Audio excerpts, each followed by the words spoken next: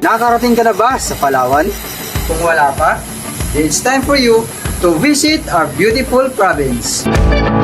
Isang madaong araw po sa ating lahat. Ako, Kerdon Talde, ang young farmer mula sa bayan ng Aborlan, province of Palawan, owner and founder of Bukid Josefina.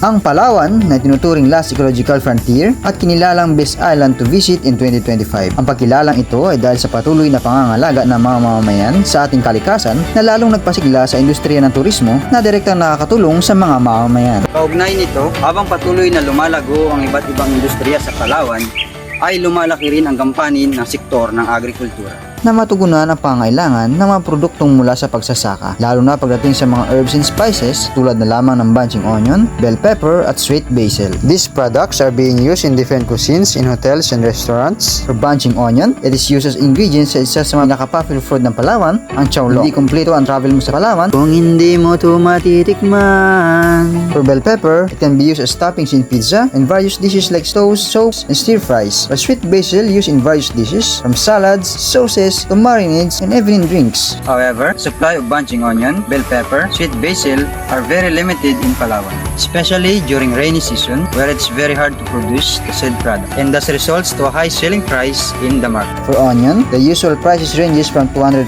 to 300 pesos per kilogram, while for sweet basil, its prices ranges from 400 to 500 pesos per kilogram. For bell pepper, its prices ranges from 200 to 250 pesos per kilogram. Tulad ng bigas at mais, livestock and poultry products, at mga pagkain mula sa yamang dagat, nais din nating masecure ang supply ng mga herbs and spices sa Palawan. At ito ang tamang panahon para sa isang kabataang tulad ko na simulan ang mithiing ito.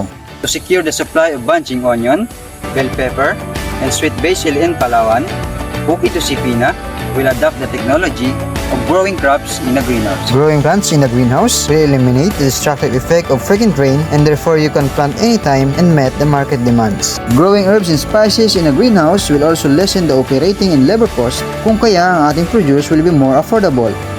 At dahil less chemical input sa mga pananim, makakasigurado tayong safe for consumption ng mga ito. This will also protect the crops from the insects, pests, and diseases that are usually available in an open-field area. Also, our greenhouse will be equipped with drip irrigation system connected to a solar water pump so that watering of our plants will be less hassle.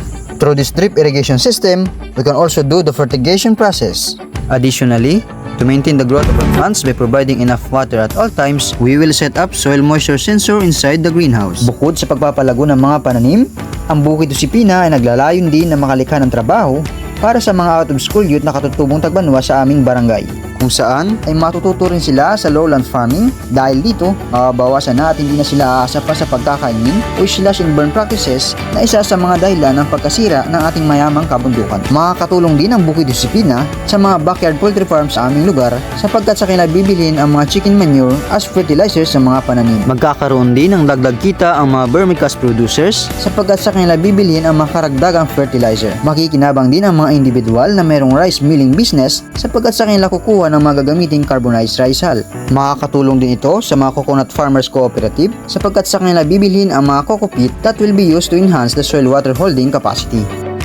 Kung sakaling papalarin na manalo ng national level ng Young Farmers Challenge, ang grand prize aking gagamitin sa mga sumusunod na pamamaraan. Pagbili ng mga kagamitan para sa additional greenhouse unit at drip irrigation setup. Pagbili ng mga farm equipments, farm inputs, labor expenses, research and development para sa mas lalo pang pagpapataas at pagpapasagana ng produksyon ng mga pananim. Ang Bukid Josefina ay may napakalawak na mithiin. Ito'y naglalayo na maging isang kilalang integrated farm, equipped with different farming technologies, growing different kinds of herbs and spices, and other high-value crops, supplying the market needs of Palawan and beyond. Bukod dito, nais din ang Bukid Josefina na maging isang learning sites accredited by ATI and TESDA. Kasabay nito ang paglalayo ng Bukid Josefina na mag-isang model farm sa maraming farmers, proving na sa pagsasaka may pera. With the guidance and assistance of the Department of Agriculture through Young Farmers Challenge Program, we can really turn these goals of Bukid Josefina into reality, and let's all help our country in achieving food security and sustainability.